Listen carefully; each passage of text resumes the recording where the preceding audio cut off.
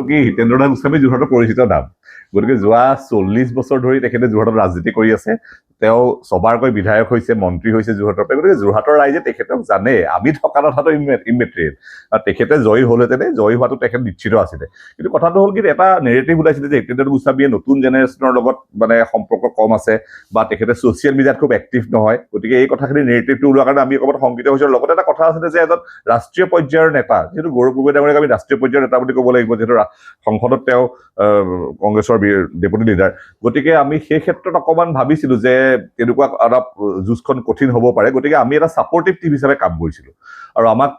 বিভিন্ন ক্ষেত্ৰৰ অভিজ্ঞ ব্যক্তি যেনে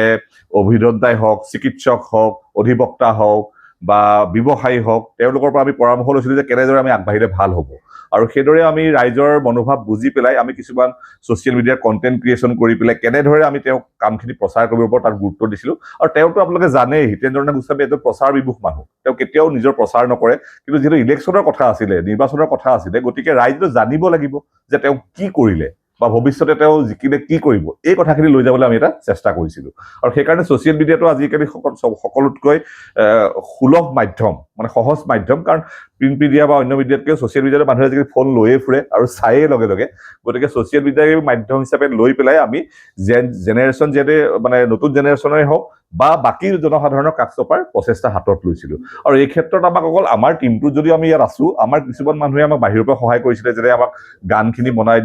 ৰেডি কৰি দিয়াত বম্বেৰ পৰা গৌতম চক্ৰৱৰ্তীয়ে সহায় কৰিছিলে আৰু আমাৰ বন্ধু কিছুমানো বেলেগ বেলেগ জেগাত ভাৰতৰ আছে তেওঁলোকে আমাক সহায় কৰিছিলে আৰু সেইদৰে আমি আগবাঢ়ি গৈছিলোঁ আৰু তাতকৈ আমি গুৰুত্ব দিছিলোঁ যে এটা সুস্থ নিৰ্বাচনৰ বাতাবৰণ যোৰহাটৰ মানুহে যিটো বিচাৰে যোৰহাটৰ যিহেতু সুস্থ সামাজিক বাতাবৰণত থকা মানুহে কেতিয়াও বোকাচুতীয়া ৰাজনীতি নিবিচাৰে সেই তেনেকুৱা এটা ৰাজনীতি যাতে যোৰহাটৰ পৰাই আৰম্ভ হওক এই কথাটো হিতেন্দ্ৰ নাথ গোস্বামী ডাঙৰীয়াও গুৰুত্ব দিছিলে গৌৰৱ গগৈ ডাঙৰীয়াও গুৰুত্ব দিছিলে আৰু আমিও যাতে